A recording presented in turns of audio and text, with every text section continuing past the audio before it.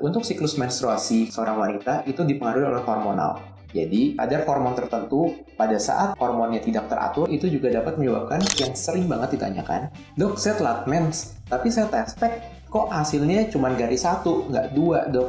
Itu gimana ya? Hamil atau enggak? Apakah telat mens terus pasti hamil?" Nah, ini yang akan kita bahas. Selama kita ada stres apa saja, misalnya dari pekerjaan, sekolah, karir, itu dapat menyebabkan banyak yang menanyakan, "Dok, kalau misalnya sebelum telat mens atau telat haid, itu sudah bisa di test pack atau belum?" Nah, yang paling akurat atau yang paling ideal, test pack itu dilakukan bisa saja, misalnya test packnya positif, ternyata kehamilannya itu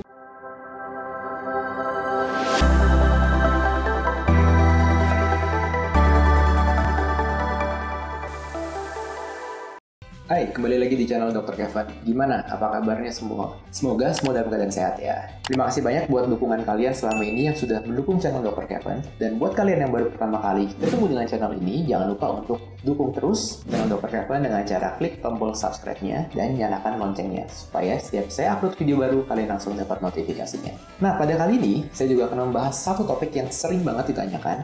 "Dok, saya telat mens, tapi saya tes pack, kok hasilnya cuma garis 1, nggak 2, dok.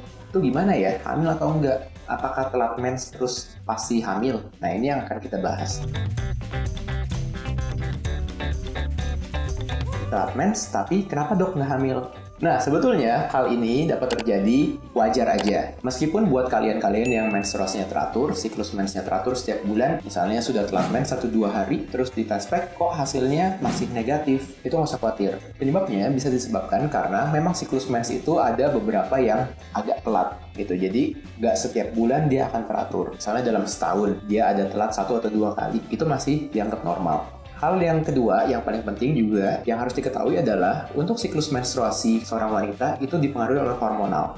Jadi, ada hormon tertentu pada saat hormonnya tidak teratur atau yang kita sebut dengan imbalance hormonal atau hormonnya tidak teratur, itu dapat menyebabkan siklus menstruasi itu menjadi memanjang atau memendek.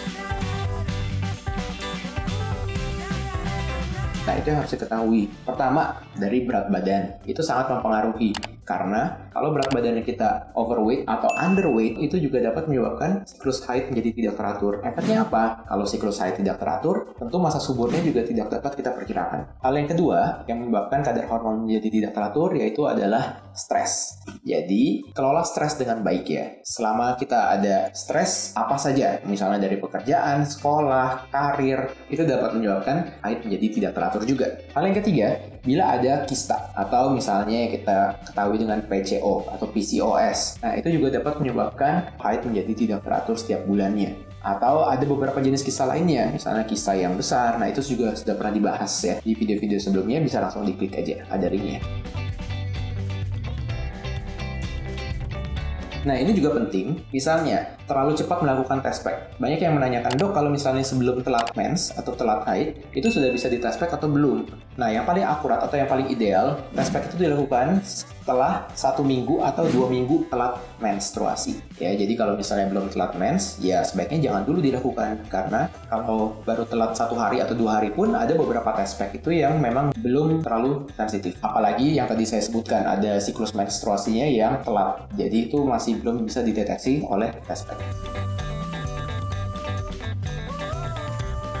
Sebetulnya, mengenai tanda-tanda hamil, itu juga sudah pernah dibahas. Ya, ada linknya, tinggal diklik aja. Telat mens, telat datang bulan, telat haid, itu bisa saja menjadi suatu pertanda bahwa Anda sedang hamil. Karena memang saat hamil, tentu Anda tidak akan mendapatkan menstruasi atau haid. Kalau misalnya sedang hamil terus berdarah, itu bukan namanya menstruasi.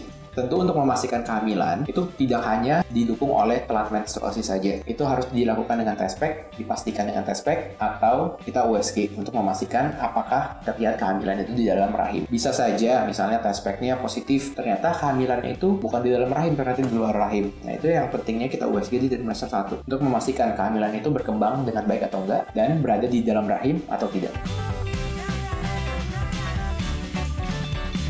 Nah, gejala-gejalanya kalau misalnya Anda sedang hamil, tentu pertama akan telat datang bulan ya. Selain itu, ada beberapa gejala-gejala juga, misalnya sering pusing, mual, muntah. Nah, itu juga dapat Anda rasakan. Tapi tidak semuanya itu dapat Anda rasakan pada saat hamil. Ada juga beberapa wanita-wanita yang sedang hamil tapi tidak merasakan gejala seperti itu. Nah, untuk lebih lengkapnya gejala-gejala seperti apa saja, itu juga sudah pernah dibahas di video sebelumnya. Jadi tinggal diklik aja, ada linknya. Bahkan apa saja gejala-gejala yang sebelum Anda telat haid itu juga sudah pernah dibahas di konten sebelumnya. Oke, sekian dulu konten Dr. Kevin. Semoga video ini dapat bermanfaat ya. Jangan lupa untuk dukung terus channel Dr. Kevin dengan cara klik like, komen, dan subscribe, serta share ke teman-teman lainnya supaya video ini dapat tersebar luas dan bermanfaat. Saya Dr. Kevin, until tomorrow and stay healthy.